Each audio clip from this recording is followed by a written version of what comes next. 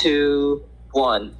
The juiciest steak are attained when you cut against the grain, and progressive efforts are only strong when institutions are forced to face these realities. I think the clarification coming from our side is that opposition failed to defend their counterfactual of how when you just build more exclusive schools, other forces that tug onto this particular thing, such as them thinking that, oh, why are these like people just being segregated away, right? Or the state's incentives to be able to fund or give way for these PWDs to have places in schools like mainstream universities, for example. Okay, then responses first. First, leader of opposition has no response to Kuya Yusuf and at best says, oh, it's hassle, it's expensive. But bro, that's why we are having the debate in the first place. Yes, it might be hard and this can happen gradually through a transition in order to manage quality. We bite the bullet that non-PWDs might be less prioritized, but that is a trade-off we are willing to make as what Kuya Steph and Kuya Matt already explained. Second, in status quo, we have gender-neutral restrooms for gender minorities. We have safe spaces for religious minorities to pray. It is unclear that we cannot do this for PWDs, given the fact that PWDs are some of the most important people for example, elders, right? Because even if they're going to be conservative, they still have a level of empathy towards these types of people. So you don't have a response to Kuya Steph's important POI because these are all protected attributes in the name of DOI. And third, opposition's main clash is about how we cannot afford it. I have some mechanisms on how we actually can. First, get from the endowment fund that alumni and donors support. You get no responses from LO and DLO to this particular material as soon as PM. Second, get grants from the local and international government. Third, raise funds from NGOs and other related institutions. Fourth, structure long-term low-interest debt to fund new property and equipment.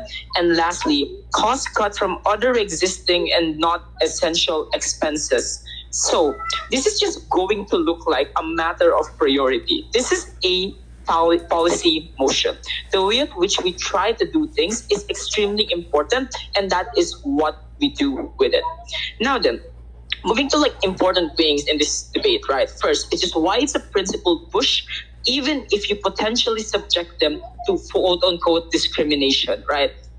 Because on our side, you don't create ceiling to their aspirations. This is the single most important principled push you get exclusively from our side, and that none of the opposition speakers have responded to so far. Look at it this way. Does every single PWD get excluded in the harmful way that they try to portray? And even if that's not going to be the case, if it's going to be the thing like, oh, they're going to be privileged, they're just being accepted because of this particular DEI, right?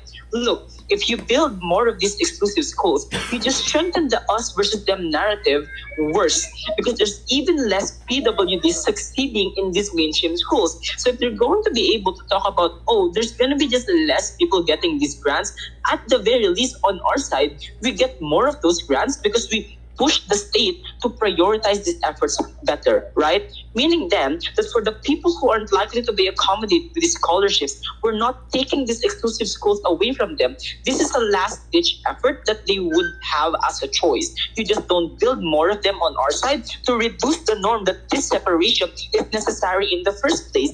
These are all extended analysis that Kuya Matt explained on the strength of institutions on opposition side, right? You don't get an explanation how they address weaker facilities. You just get, oh, there's going to be a better ecosystem for them. Sure, for the 22 years of their lives, right? Second, demand doesn't keep up with supply, meaning then that the more that you have these particular institutions, you build just more strenuous production costs that you cannot repair when you don't have as much student in the first place because PWDs are a minority. And third, limited faculties that are constrained by the minority aspect that we explained a while ago, right? You don't get mechanisms coming from opposition as to how even subsidies are going to be enough to make these exclusive schools keep up with mainstream universities, or at the very least grant them like the low-level advanced courses like law, for example. I'm not saying law is low level. I'm just saying that, it's something that a lot of state universities is able to provide. Second, how do we achieve a better comparative for PWDs? This is the core of the debate, right? Because they're most important in this debate. And I think the reason for this is just that we don't have a problem solution mismatch coming from like what opposition side, right? I think the main point of comparison here is where do you position government efforts relative to the distribution of these PWDs? The premise we explained is simple. More exclusionary schools means lesser quality due to allocation of funds to things like facilities, education programs, etc. This is what happens on their side of the house. They never really prove why these institutions will provide these people the necessary leverage for them to be able to go after the school. They only care about what happens inside the school, and I think that's going to be wrong. Any POIs? 3, 2, 1. Okay, sure. So the key frame here, ladies and gentlemen, is just that schools are just around 22 years of your life at the maximum. No matter what you do, you're gonna meet racists, you're gonna meet people with Down syndrome, and you're gonna meet bigots, right? And because schools are supposed to be a microcosm of society, that microcosm fails on opposition sides. What happens then is that after school on our side, bad faith actors are no more exposed to the spectrum of people with disabilities and not just the fantasy they create in their heads that, oh, all of these people with Down syndrome are the ones that are going to be the easiest target, for example, right? Or like the people with no limbs are not cool, but when you talk to them, they're pretty cool, right? And second, for PWDs, they're going to be able to navigate the good vibes and the bad vibes people because they are exposed to, once again, a spectrum of people who are part of the majority. This is where you get a lot of the coalesce that happens between the majority and the minority because you push for these safe spaces. You push for these particular incentives. This closely ties back to Kuya Steph's early case.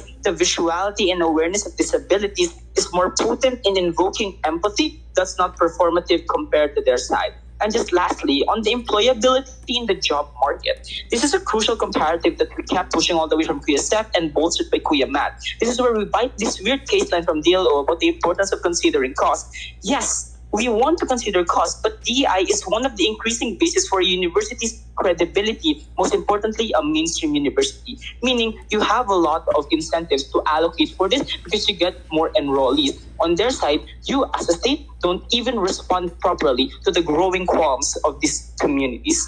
Here.